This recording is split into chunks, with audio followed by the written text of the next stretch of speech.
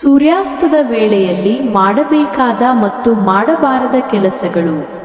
ಸೂರ್ಯಾಸ್ತದ ಸಮಯವನ್ನು ಅನೇಕ ಸಂಪ್ರದಾಯಗಳಲ್ಲಿ ಮಹತ್ವಪೂರ್ಣವೆಂದು ಪರಿಗಣಿಸಲಾಗಿದೆ ಮತ್ತು ಈ ಅವಧಿಯಲ್ಲಿ ಕೆಲವು ಕಾರ್ಯಗಳನ್ನು ಮಾಡಿದರೆ ನಕಾರಾತ್ಮಕ ಪರಿಣಾಮಗಳನ್ನು ತರುತ್ತವೆ ಎಂದು ನಂಬಲಾಗಿದೆ.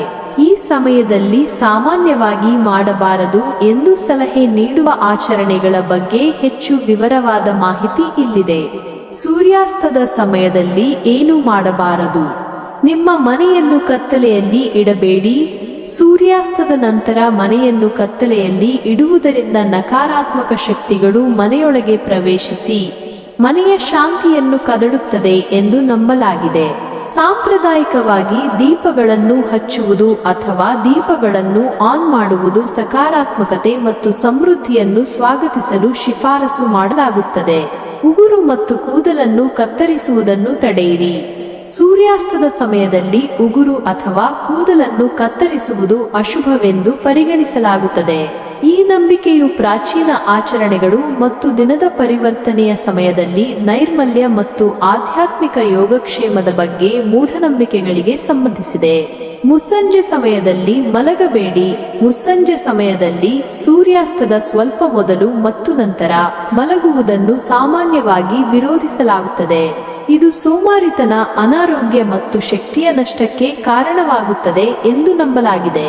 ಈ ಸಮಯವನ್ನು ಹೆಚ್ಚಾಗಿ ಪ್ರಾರ್ಥನೆ, ಧ್ಯಾನ ಅಥವಾ ಕುಟುಂಬದೊಂದಿಗೆ ಕಳೆಯುವ ಸಮಯವೆಂದು ಪರಿಗಣಿಸಲಾಗುತ್ತದೆ. ಅತಿಥಿಗಳನ್ನು ಹಸಿದು ಕಳುಹಿಸಬೇಡಿ. ಸಂಜೆ ಯಾರಾದರೂ ನಿಮ್ಮ ಮನೆಗೆ ಭೇಟಿ ನೀಡಿದರೆ ಅವರಿಗೆ ಆಹಾರವನ್ನು ನೀಡುವುದು ಮತ್ತು ಅವರನ್ನು ಹಸಿದು ಕಳುಹಿಸದಿರುವುದು ಬಹಳ ಮುಖ್ಯವೆಂದು ಪರಿಗಣಿಸಲಾಗುತ್ತದೆ. ಈ ಆತಿಥ್ಯದ ಕ್ರಿಯೆಯು ಆಶೀರ್ವಾದವನ್ನು ತರುತ್ತದೆ ಮತ್ತು ಮನೆಯಲ್ಲಿ ಸಾಮರಸ್ಯವನ್ನು ಕಾಪಾಡುತ್ತದೆ ಎಂದು ನಂಬಲಾಗಿದೆ.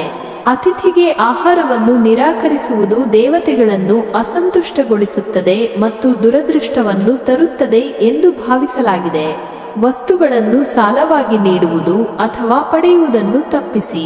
ಸೂರ್ಯಾಸ್ತದ ಸಮಯದಲ್ಲಿ ಹಣ ಅಥವಾ ಇತರ ವಸ್ತುಗಳನ್ನು ಸಾಲವಾಗಿ ನೀಡುವುದು ಅಥವಾ ಪಡೆಯುವುದನ್ನು ಸಾಮಾನ್ಯವಾಗಿ ಸಲಹೆ ನೀಡಲಾಗುತ್ತದೆ. ಹೀಗೆ ಮಾಡುವುದರಿಂದ, ವಿಶೇಷವಾಗಿ ಸಾಲ ನೀಡುವುದರಿಂದ, ಆರ್ಥಿಕ ಅಸ್ಥಿರತೆ ಅಥವಾ ಸಂಪತ್ತಿನ ನಷ್ಟಕ್ಕೆ ಕಾರಣವಾಗಬಹುದು ಎಂದು ನಂಬಲಾಗಿದೆ.